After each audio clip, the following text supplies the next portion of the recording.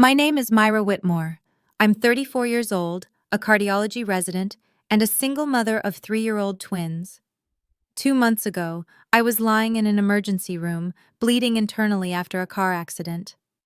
My hands were shaking as I dialed my parents' number. I needed someone, anyone, to watch Lily and Lucas for just a few hours while doctors tried to save my life. What I got instead was a text message in our family group chat that read, "You've always been a nuisance and a burden. We have Taylor Swift tickets with Vanessa tonight. Figure it out yourself." So I did. From my hospital bed, I called a nanny service, paid triple the rate, and made a decision that would change everything. I cut them off. Completely. The monthly mortgage payments, the health insurance, the car repairs. Everything I'd been quietly paying for the past 8 years, gone. 2 weeks later, there was a knock on my door. Before I tell you who was standing there and what happened next, please take a moment to like and subscribe, but only if you genuinely enjoy this story. Drop a comment and let me know where you're watching from and what time it is there. I love connecting with you all. Now, let me take you back to where it all began. Growing up in the Carver household, I learned early that love came with a ranking system. My older sister Vanessa was the star, always had been. She was 3 years older, effortlessly beautiful, and had this magnetic quality that made our parents light up whenever she walked into a room. When she announced she wanted to pursue fashion design, Mom cried happy tears. Dad called her our little visionary. When I said I wanted to become a doctor, Dad nodded. That's practical. That was it. Practical. I told myself it didn't matter. I buried myself in textbooks, aced every exam, and clawed my way into one of the top medical schools in the country. 4 years of undergrad, 4 years of medical school, 3 years of residency, specializing in cardiology. The day I graduated from medical school should have been one of the proudest moments of my life. My parents arrived 2 hours late. "Sorry, sweetheart," Mom said, not quite meeting my eyes. "Vanessa had an emergency meeting with a potential investor. We had to drop her off first." No flowers, no celebration dinner, just a quick photo in the parking lot before they rushed off because Vanessa needed emotional support after her meeting. Compare that to Vanessa's first fashion show 3 years earlier. The whole family flew to New York, 5-star hotel, front row seats. Dad posted 17 photos on Facebook with captions like, "So proud of our talented girl." I got a parking lot photo and a lukewarm "Congrats, honey." I told myself it made sense. Fashion is competitive. Vanessa needed more support. Medicine is stable. I could handle things on my own. But what I didn't know then was that my parents' favoritism wasn't just emotional. It was financial. And I was the one footing the bill. It started 8 years ago, right after I finished medical school. Dad called me one evening, his voice tight with embarrassment. "Myra, we're in a bit of a bind. The mortgage payment is due, and things are tight this month. Could you help us out, just this once?" Just this once. I transferred $2,400 that night without hesitation. They were my parents. Of course I would help.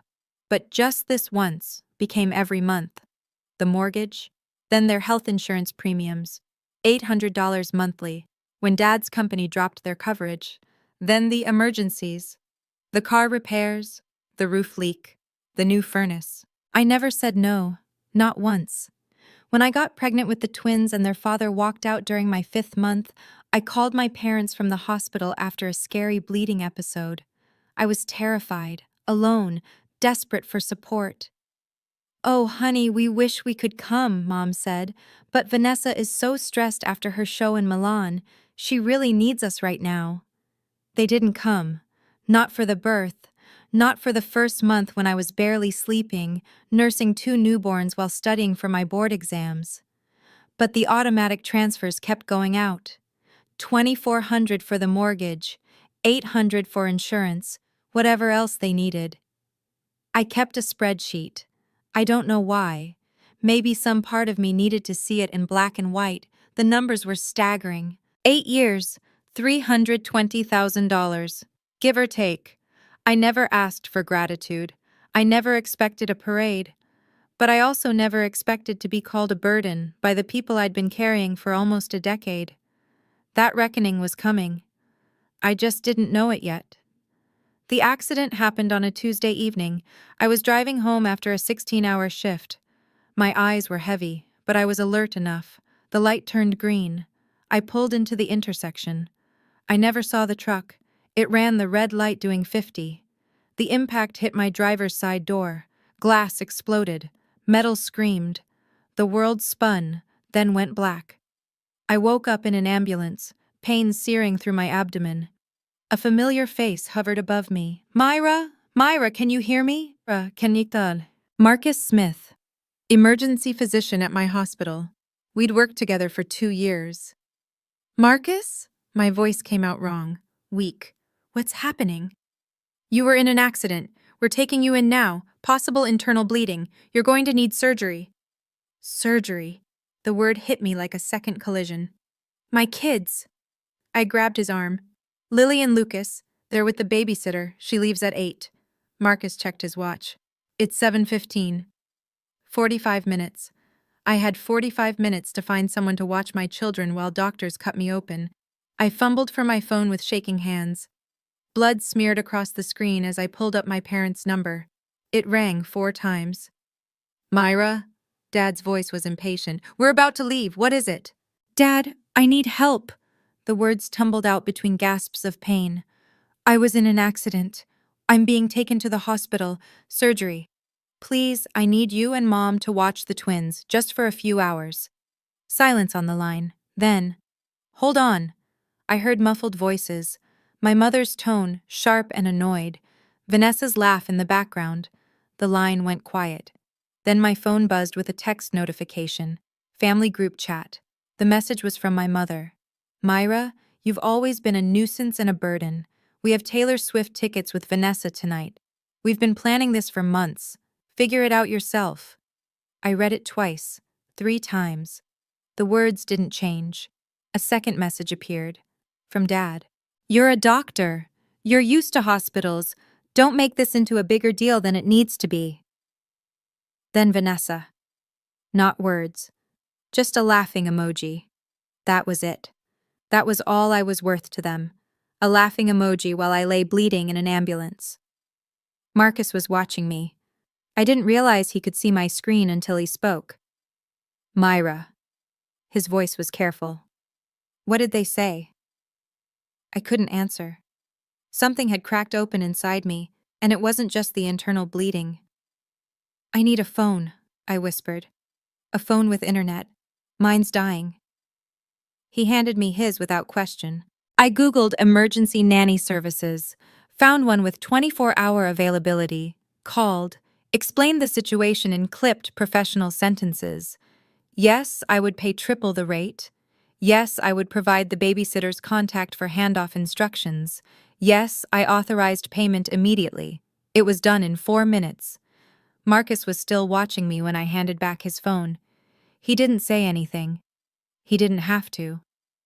Can you screenshot those messages? I asked. From my phone, before it dies. He nodded slowly. Yeah, I can do that. I closed my eyes as the ambulance pulled into the hospital bay. The pain was overwhelming now, but it wasn't coming from my abdomen anymore. From that hospital bed, with an IV in my arm and fear in my heart, I made the easiest decision of my life. The surgery took 4 hours. Ruptured spleen. Internal bleeding. Another few minutes and I might not have made it. I spent 5 days in the hospital. 5 days of IV drips, morphine haze, and nurses checking my vitals every few hours. Not one call from my parents. Not one text. Not one visit. The emergency nanny service was expensive, but worth every penny. They coordinated with my regular sitter, kept Lily and Lucas safe and fed, sent me daily photo updates. Strangers took better care of my situation than my own family. On day 3, I asked the nurse for my laptop. Are you sure you're up for it? She asked. You should be resting. I need to take care of something. My hands were steady as I logged into my banking app. 8 years of automatic transfers stared back at me. Regular as clockwork. $2,400 on the 1st of every month, $800 on the 15th. I canceled them all. Then I opened my phone settings, blocked my father's number, my mother's, Vanessa's. There was no dramatic moment, no tears, no second guessing. It felt like setting down a weight I'd been carrying so long I'd forgotten it was there. Marcus stopped by later that afternoon. He'd checked on me every day, bringing coffee and quiet company. "How are you feeling?" he asked. I looked up at him, and for the first time in years, I told the truth. Better. For the first time in 8 years, I actually feel better. He didn't push for details, he just nodded, like he understood. I knew the fallout was coming. My parents would notice the missing money. They would rage and cry and demand explanations. But I didn't expect what came next. 2 weeks after my surgery, I was finally home, moving slowly, still sore, but alive. It was a Saturday morning. I was making pancakes for Lily and Lucas, their favorite weekend treat. The kitchen smelled like butter and maple syrup. Lucas was trying to stack his toy blocks. Lily was helping by knocking them down. Then came the knock. 3 sharp raps on my front door. I wiped my hands on a dish towel, my heart rate spiking. If it was my parents, I wasn't ready. I didn't know if I'd ever be ready. I looked through the peephole, and my breath caught. Standing on my doorstep was a tall man in his 70s. Silver hair, neatly combed, sharp blue eyes that I remembered from childhood. A posture that still carried the authority of 40 years on the federal bench. Grandpa Thomas. I hadn't seen him in almost 3 years. My parents always had excuses for why we couldn't visit. Too busy, too far, too inconvenient. I opened the door, and he pulled me into a hug so tight it made my surgical incision ache. "Myra." His voice was rough. "Let me look at you." He pulled back, his eyes scanning my face, then dropping to where my hand rested protectively over my abdomen. "I know everything," he said quietly. "Eleanor told me." Aunt Eleanor, my mother's younger sister, the only person in the family who'd ever openly questioned how my parents treated me. "Grandpa, Don't." He held up a hand. "You don't need to explain anything. But I do need you to come somewhere with me." He reached into his jacket and pulled out an envelope. Cream-colored, elegant, formal. An invitation. "My 70th birthday party, next Saturday. The whole family will be there." His eyes met mine, and I have some things that need to be said. Grandpa Thomas sat at my kitchen table, watching Lily and Lucas with a soft smile. They'd taken to him immediately, showing off their toys, demanding his attention. He gave it freely. "They look just like you did at that age," he said, same stubborn chin. I set down 2 cups of coffee and took the seat across from him. "Grandpa, how did you find out? About the accident? About everything?" "Eleanor called me the night it happened." He wrapped his hands around the mug. "She'd heard through one of your cousins, when she told me what your parents did." He stopped, jaw tightening. "I've watched this for years, Myra. The way Helen and Richard treat you versus Vanessa. I'm old, but I'm not blind." I stared at my coffee. I thought maybe I was imagining it, making it bigger than it was. "You weren't." His voice carried the weight of a man who'd spent decades separating truth from lies. "I was a federal judge for 40 years. I know how to read people. I know what favoritism looks like, what exploitation looks like." He leaned forward. "Tell me something. Do you still have records of the money you've sent them?" I nodded slowly. "Every transfer, 8 years." "Good." He sat back. "I want you to put together a summary. Every payment, every date, every amount." "Why?" "Because at my birthday party, in front of the entire family, I intend for the truth to come out."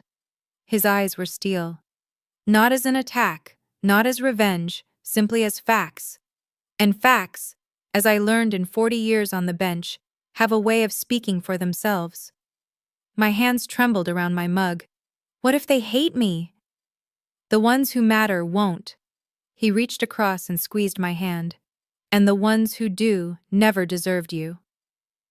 The next 2 weeks were a blur of preparation. I printed every bank statement, every transfer confirmation, 8 years of financial records, organized chronologically, bound in a plain manila folder. Looking at it all together was staggering.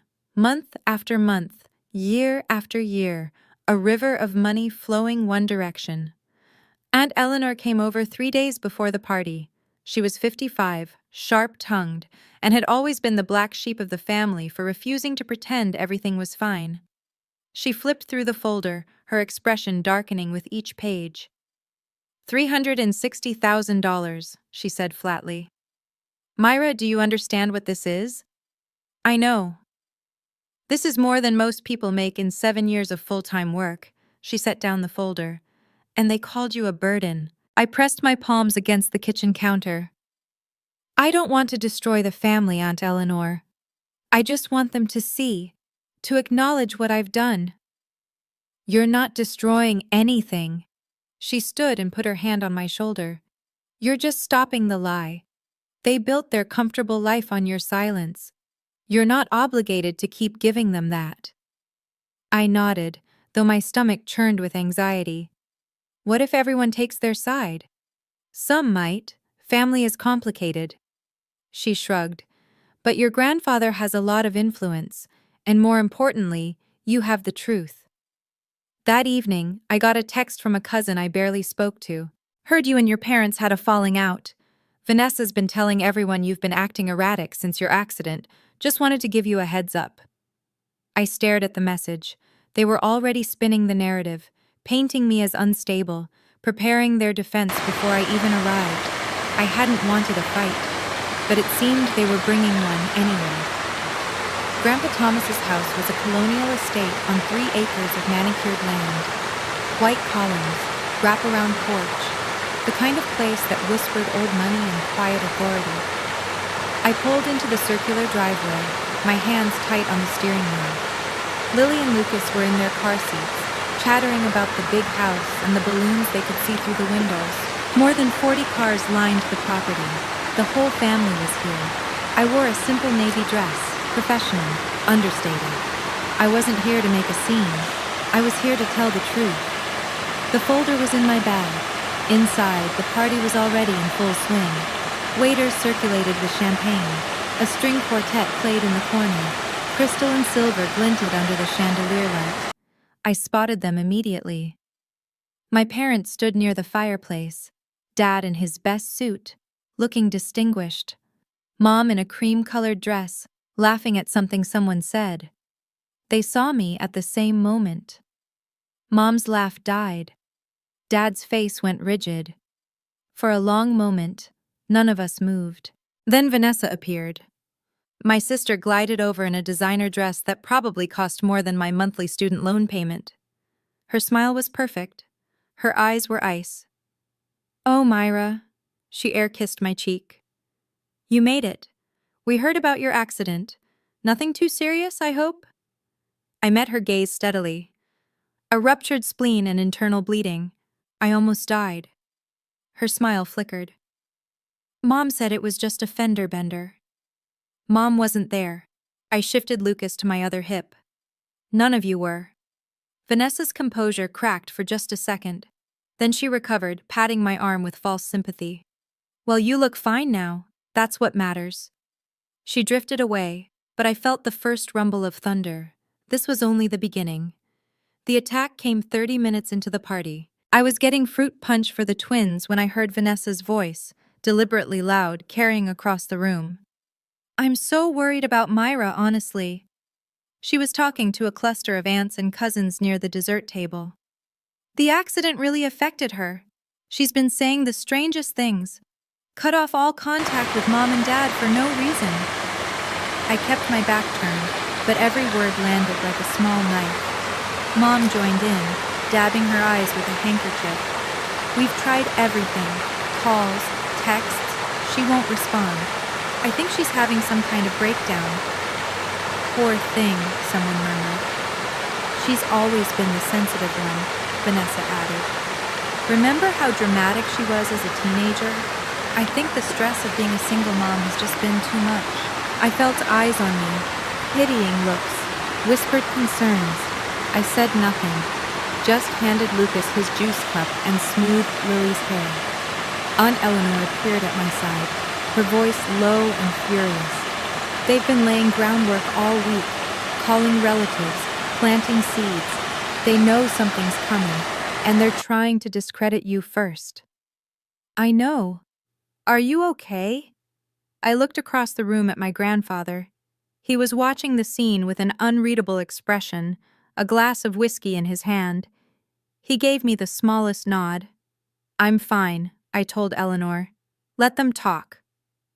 The room quieted suddenly. Someone clinked a glass. Grandpa Thomas rose from his chair. At 70, he still commanded attention like the courtroom judge he'd been for 4 decades. Every eye in the room turned to him. Before we continue with the festivities, he said, his voice carrying effortlessly, I have a few things I'd like to say. The air changed. This was it. Okay, I need to pause here for a second. Before Grandpa reveals what he knows, I want to ask you something. Have you ever been in a situation where someone tried to rewrite the truth about you? Where they painted you as the crazy one just because you finally stood up for yourself? Drop a comment and share your story, or just type truth if you've been there. And if you're enjoying this, please hit that like button. Trust me, what happens next is worth staying for. Now back to the party. Before Grandpa could continue, my father stepped forward. Dad, wait. His voice was controlled, but I could see the tension in his jaw. Before you say anything, there's something the family should know. Grandpa raised an eyebrow. Richard? Dad turned to face the room, every inch the concerned parent. As many of you may have heard, my daughter Myra has been going through a difficult time. He gestured toward me with a sad smile. After her accident, she's been confused, distant. She's cut off contact with her mother and me completely. Mom stepped up beside him, still clutching that handkerchief. We've only ever wanted the best for her, she said, her voice trembling. But she's been spreading terrible lies about us, saying we abandoned her, that we don't love her. The room was silent. I felt 40 pairs of eyes boring into me. We've tried to be patient, Dad continued, but it's been heartbreaking. We gave that girl everything, everything. Vanessa added her piece from across the room. She's even been claiming we refused to help her during her accident, which is absolutely not true. There must be some kind of misunderstanding. Someone near me let out a sympathetic murmur. The poor things. I stood frozen. Lily had buried her face in my neck, sensing the tension. Myra! An aunt I barely knew approached me. Honey, is everything okay? Your parents are so worried about you. I opened my mouth to respond, but no words came. Then Grandpa Thomas's voice cut through the room like a gavel. Are you finished, Richard? The question was quiet, mild even, but every person in that room heard the steel underneath. Dad's confident expression faltered. I just thought the family should know. The family should know the truth, Grandpa interrupted. And I intend to give it to them. Grandpa Thomas walked to the center of the room. His gait was measured, deliberate. The walk of a man who had presided over hundreds of cases and never once lost control of his courtroom. I've listened to your concerns, Richard, he said. Helen, Vanessa, you've painted a very clear picture of a troubled young woman who's turned against her loving family. He paused, letting the words hang. Now, I'd like to ask some questions. Dad shifted uncomfortably. Dad, I don't think this is the place. This is exactly the place. Grandpa's voice didn't rise, but it hardened. This is family, and families should know the truth about each other. He turned to my father. Richard, a simple question. Who has been paying the mortgage on your house for the past 8 years? The color drained from Dad's face. What? Your mortgage. $2,400 a month. For 8 years. Who's been paying it? We. Dad's eyes darted to Mom. We pay our own mortgage. Do you? Grandpa reached into his jacket pocket and pulled out a folder. My folder. Because I have here a complete record of bank transfers from Myra's account to your mortgage company every month for 96 consecutive months. A murmur rippled through the room. That's a misunderstanding, Mom stammered. Myra offered. We never asked. I'm not suggesting you held a gun to her head, Grandpa said calmly. I'm simply establishing facts. He opened the folder. Let me share some numbers with the family. I think they'll find them illuminating. Across the room, Vanessa had gone pale. Dad's hands were clenched at his sides. Mom looked like she might faint. And I stood there, holding my children, my heart pounding as the truth finally began to surface. 8 years, Grandpa Thomas read from the folder. Let's break it down. The room was utterly silent. Even the string quartet had stopped playing. Mortgage payments, $230,400. He looked up. That's the house Richard and Helen live in, the house they claim they pay for themselves. Someone gasped. Health insurance premiums, $76,800. When Richard's company dropped their coverage, Myra picked up the bill. He flipped a page. Car repairs, home maintenance, emergency expenses, approximately $45,000. Another page. Cash gifts and financial support for Vanessa's fashion ventures, $12,000. He closed the folder. Total, $364,200, give or take. The silence was deafening. Aunt Eleanor stepped forward. For context, everyone, that's more than most people make in 7 years of full-time work. Myra did this while completing her medical residency and raising infant twins, alone. She offered, Mom's voice cracked. We never forced her. No one said you forced her, Grandpa replied. But I am curious. In 8 years of receiving this support, how many times did you say thank you? No answer. How many times did you visit her in the hospital after her twins were born? Still nothing. How many times did you show up for her? My mother started crying. Not the delicate, sympathetic tears from earlier, real ugly sobs. We thought she was fine, Dad said, his voice hollow. She never complained, she always managed. She managed, Grandpa repeated. Because she had to. Because you taught her that her needs didn't matter. An uncle near the back shook his head. Jesus, Richard.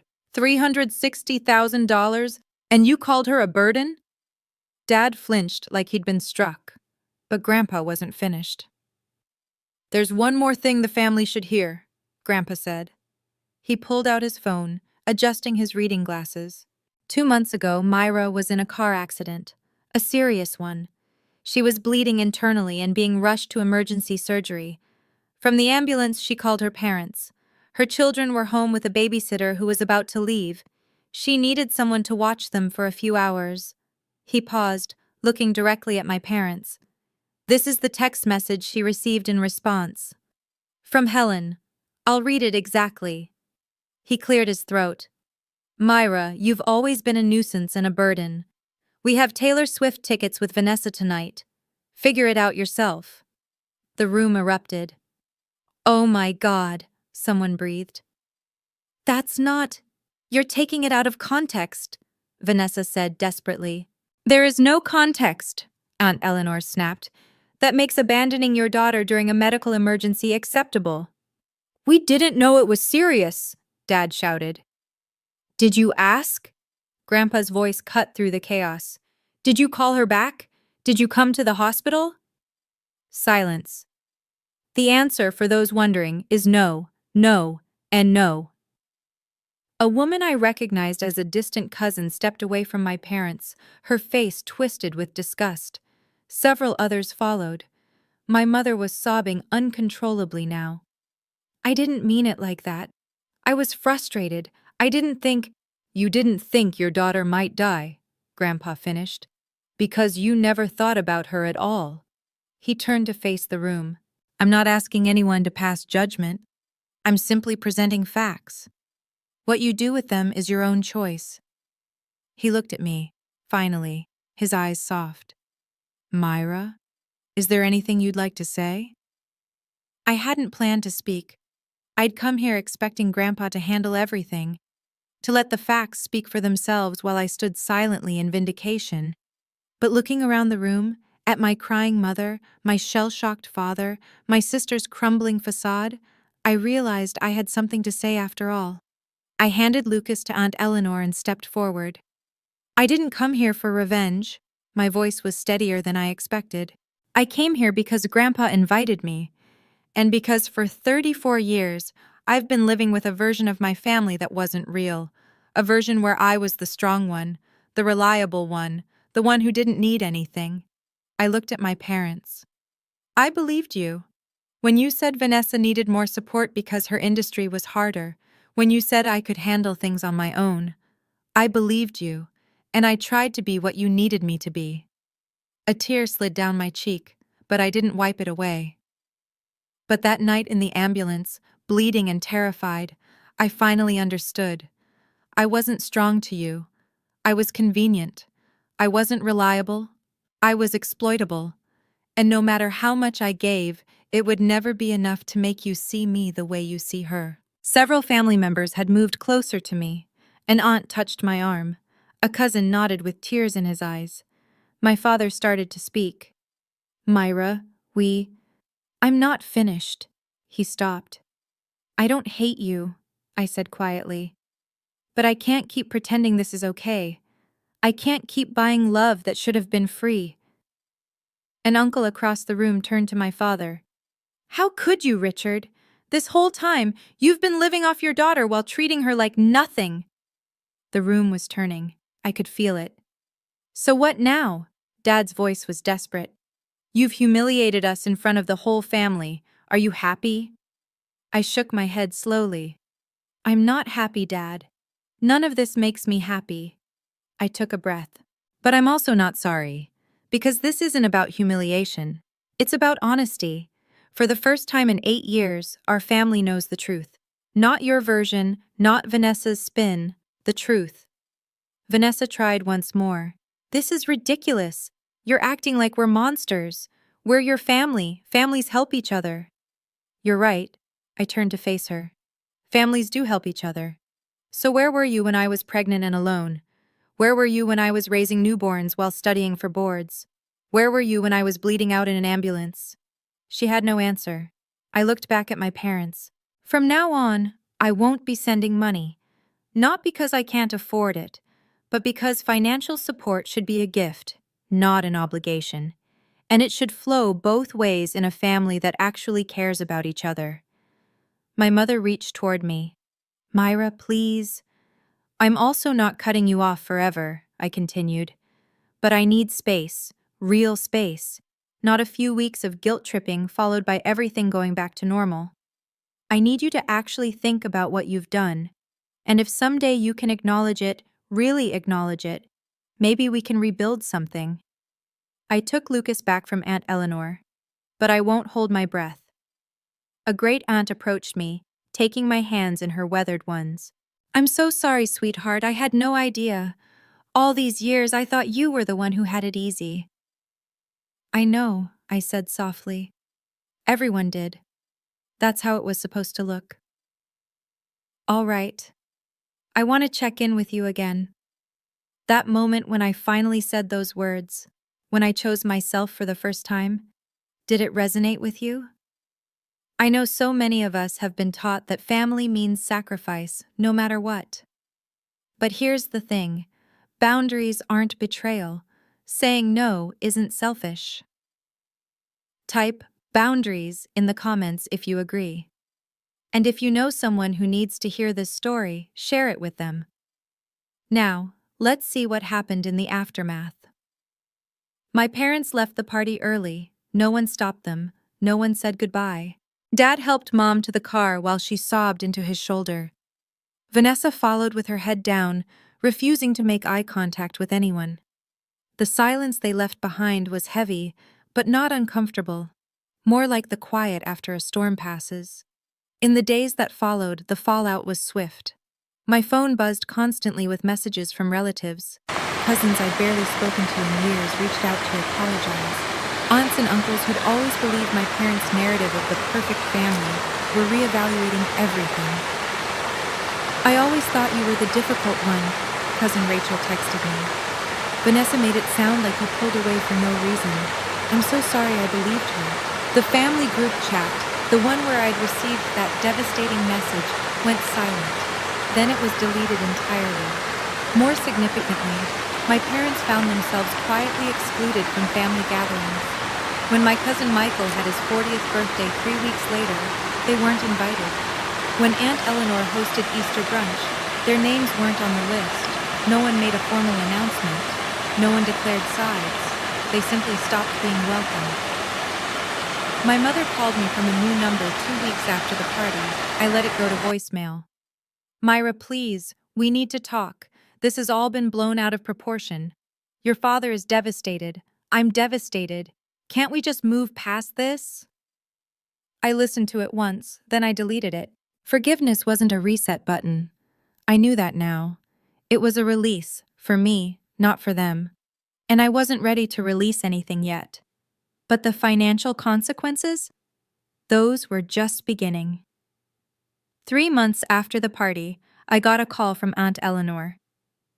They're selling the house. I set down my coffee cup. What? Your parents. They put the house on the market last week. Word is they couldn't keep up with the mortgage payments. I should have felt something. Satisfaction. Vindication.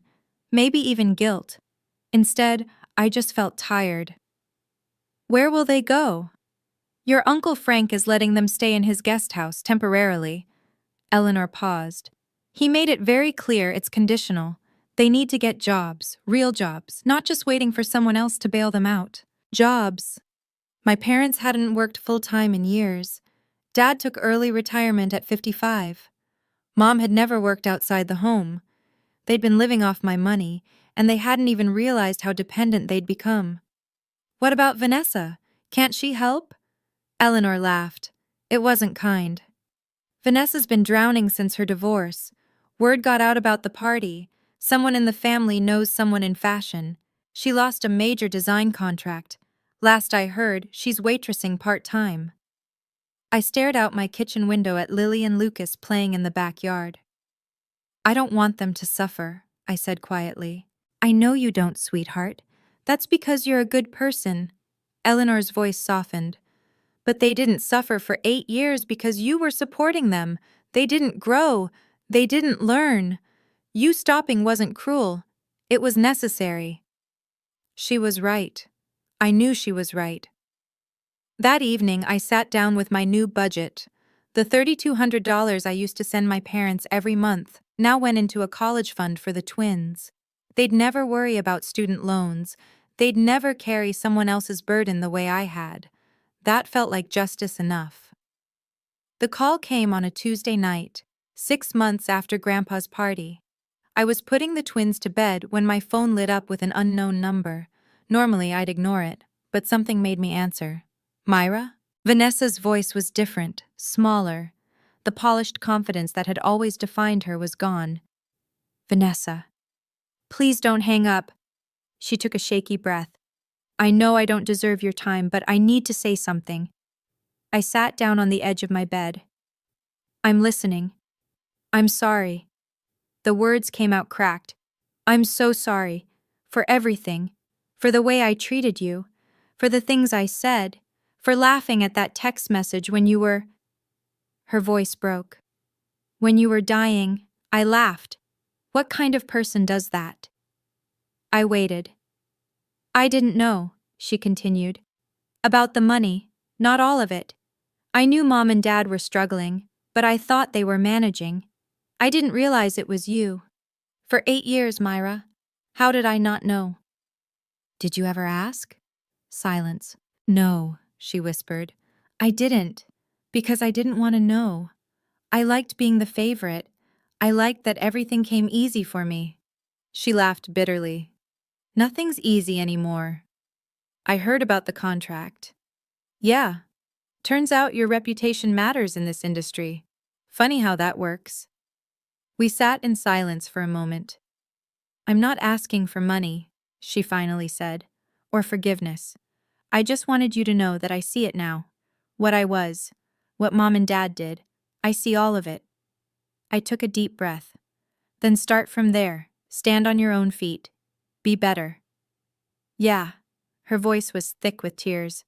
I'm trying. Good. I hung up. And for the first time I felt something like hope. 6 months after that call, 1 year after the accident that changed everything, I stood in my new apartment watching the sun set through the windows. It wasn't big. 2 bedrooms, 1 bathroom, a small kitchen. But it was 5 minutes from the hospital in a good school district. And most importantly, it was mine. No mortgage payments to parents who didn't appreciate them. No insurance premiums for people who called me a burden. Just rent, utilities, and a college fund growing steadily every month. Lily and Lucas were at Grandpa Thomas's house for the afternoon. He'd become a fixture in our lives over the past year. Every Sunday, he'd pick them up for adventures, the zoo, the park, ice cream that I pretended not to know about. They're good kids, he told me once. You're raising them right. From him, that meant everything. Aunt Eleanor had become more than family. She was a friend. We had dinner together twice a month. She'd helped me navigate the emotional aftermath of the party, of setting boundaries, of learning to prioritize myself. You know what I admire about you? She said recently. You didn't become bitter. A lot of people would have. You had every right to.